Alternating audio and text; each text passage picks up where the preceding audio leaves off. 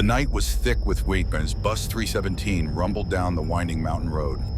Rain hammered the windshield in relentless sheets, and the wipers fought a losing battle against the storm.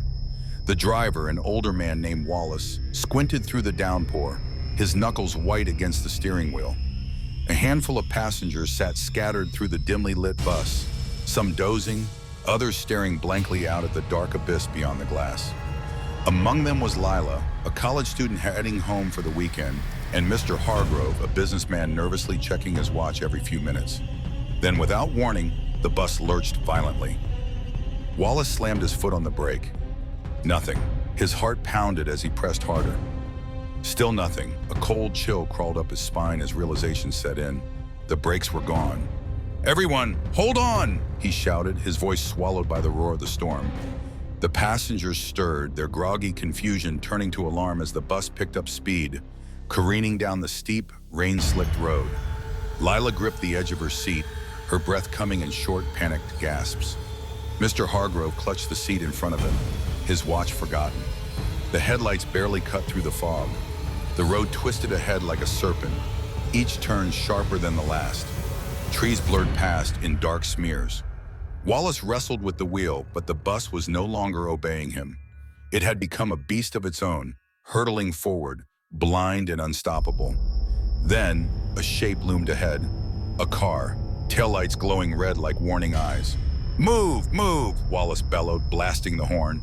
The car swerved at the last second, the bus missing it by inches. A chorus of screams filled the cabin as they barreled onward. Faster, wilder. The road ahead curved sharply, a deadly drop lay just beyond it.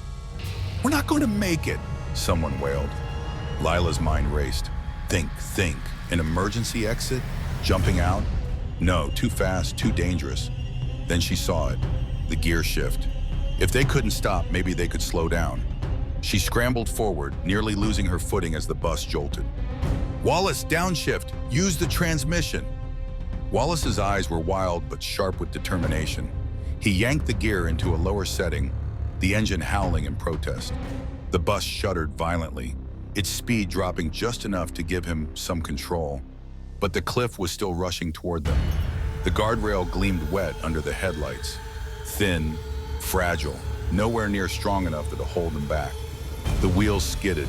Metal screamed as the bus tipped slightly, its front teetering over the edge. Darkness yawned below. For a split second, time froze. Then, thud. The rear wheels caught on a rocky outcrop, halting them just inches from the abyss. Silence gripped the bus. The only sound was the storm raging outside, indifferent to the terror within. Wallace let out a shaky breath. Is everyone all right?" Nods, mutters of disbelief. Lila exhaled, her hands trembling. Then from the back, Mr. Hargrove spoke, his voice hollow. "But how did the brakes fail? This bus was just inspected yesterday." A cold realization slithered through the group, and then a slow creaking sound. Lila turned, dread curdling in her stomach. The emergency door at the back of the bus hung open, and footprints, wet and impossible, led away into the storm.